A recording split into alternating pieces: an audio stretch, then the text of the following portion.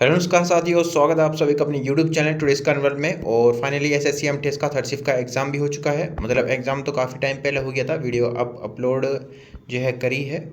और क्वेश्चंस बच्चों के द्वारा प्राप्त हुए हैं थर्ड शिफ्ट के, और लगभग सभी क्वेश्चंस प्राप्त हुए हैं। और वीडियो को स्टार्ट करने से पहले वीडियो को एक बार लाइक ज़रूर कर देना है, और अपने चैनल को सब्सक्राइब नहीं किया तो कर लेना चैनल को सब्सक्राइब, ठीक है। और चलते हैं जीके जीएस के क्वेश्चंस, किस प्रकार के क्वेश्चंस पूछे गए हैं उनके बारे में डिस्कस करते हैं, ठीक है।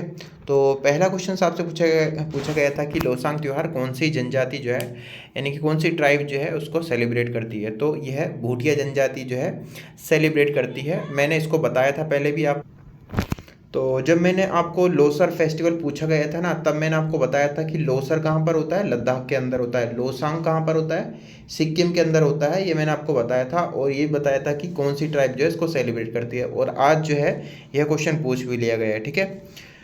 और पिछली शिफ्टों में पूछा गया था लोसर वाला, तभी मैंने आपको बताया था। तो भूटिया ट्राइब जो है इसको सेलिब्रेट करती है। और सिक्किम का यह नववर्ष होता है लोसांग, यह तिब्बत नववर्ष होता है। और दिसंबर के माह में जो सेलिब्रेट किया जाता है, और फोडोंग और रूमटेक मठों के अंदर जो है आयोजित किया जाता है। और कुछ लोग जो है, मतलब जो तिब्बती लोग हैं अरुणाचल प्रदेश के अंदर भी है, वहाँ भी कुछ लोग सेलिब्रेट करते हैं, ठीक है।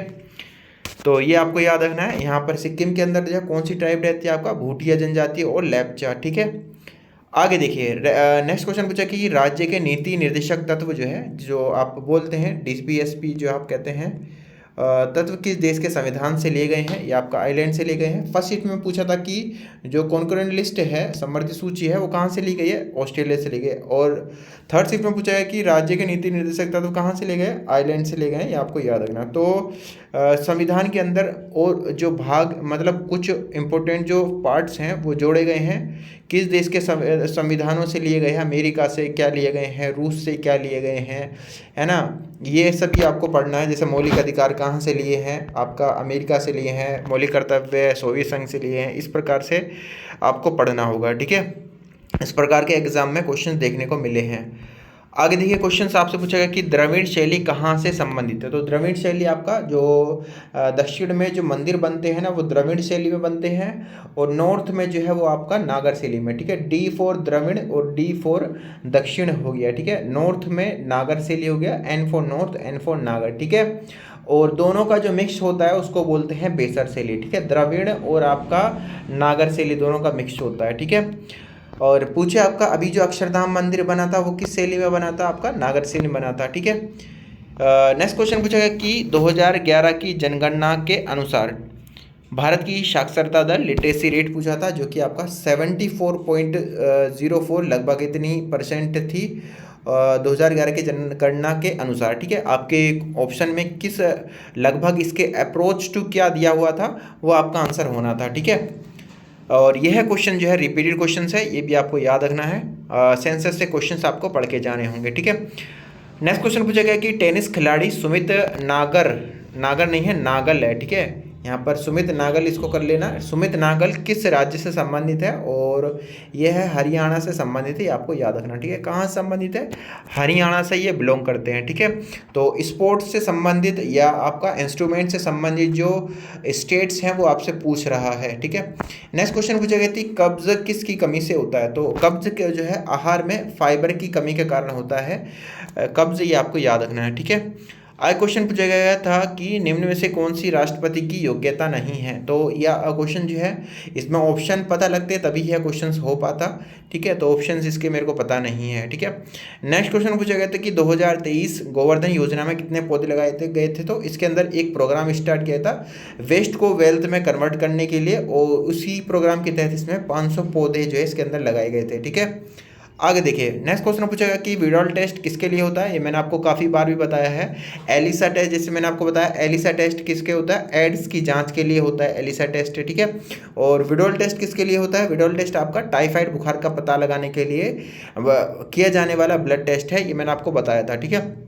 नेक्स्ट क्वेश्चन पूछा है आपका, जौनपुर शहर की स्थापना किस वंश ने की थी? तो जौनपुर शहर की स्थापना तुगलक वंश के तीसरे शासक फिरोज शाह तुगलक ने की थी, ये आपको याद रखना है, ठीक है।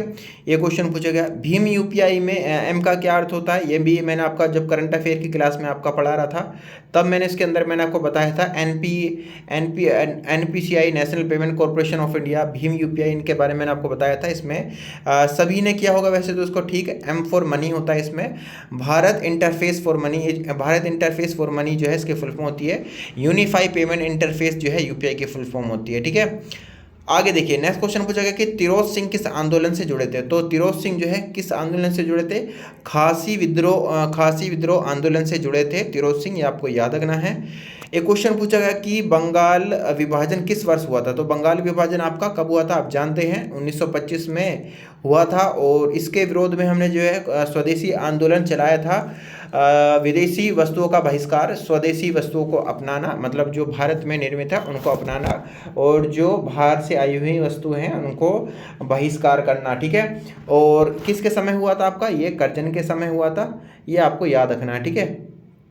किसके समय? करजन के समय, ठीक है। आगे देखिए, राष्ट्रीय आय का आकलन सबसे पहले किसने किया था? तो दादा भाई नौरोजी ने। यह क्वेश्चन आपको लुसेंट में मिल जाएगा, लुसेंट में जो है इकोनॉमिक्स वाले जो पार्ट है उसके अंदर पढ़ा हुआ है पहले ही, ठीक है। एक क्वेश्चन पूछेगा कि नागपुरी झूमर फेस्टिवल 2023 के लिए किसे पद्मश्री से सम्मानित किया गया था? तो मुकुंद नायक को जो है सम्मानित किया गया था, इसका ठीक आंसर हो जाएगा। एक क्वेश्चन पूछेगा कि कैचर इन द राई के लेखक कौन है? तो इसके लेखक कौन है? जेडी सेलिंगर जो है इसके लेखक है, ये आपको याद रखना है। तो इतने क्वेश्चन जो है मेरे को बच्चों के द्वारा थर्ड शिफ्ट के प्राप्त हुए हैं, और इन सभी क्वेश्चंस को और क्वेश्चंस मिलेंगे तो मैं उनको पीडीएफ में डाल दूंगा। बाकी इन सभी का क्वेश्चंस का पीडीएफ प्राप्त करने के लिए आप टेलीग्राम चैनल ज्वाइन कर सकते हैं। टेलीग्राम चैनल के डिस्क्रिप्शन में मिल जाएगा, वीडियो के डिस्क्रिप्शन में नहीं मिलेगा, चैनल के डिस्क्रिप्शन में मिलेगा आपको, ठीक है। चैनल का डिस्क्रिप्शन जो होता है ना, वहाँ पर आपको मिल जाएगा। ग्रुप का भी लिंक है, टेलीग्राम ग्रुप का भी और टेलीग्राम चैनल, दोनों आप ज्वाइन कर लेना, वहाँ पर दोनों पर मैं उनको जो है अपलोड कर दूंगा, ठीक है। बाकी मिलते हैं आपसे, कल आपके एग्ज़ाम है, और कल 23 अक्टूबर है, उसके एग्ज़ाम में आपसे मिलते हैं फर्स्ट शिफ्ट की वीडियो में। और इसी प्रकार का हर शिफ्ट का एनालिसिस पाने के लिए वीडियो को लाइक ज़रूर कर देना और चैनल को सब्सक्राइब कर देना, और आगे किसी आपका फ्रेंड का एग्ज़ाम है तो उसको भी शेयर कर देना। तो मिलते हैं कल आपसे, तब तक के लिए जय हिंद, ऑल द बेस्ट, जय भारत।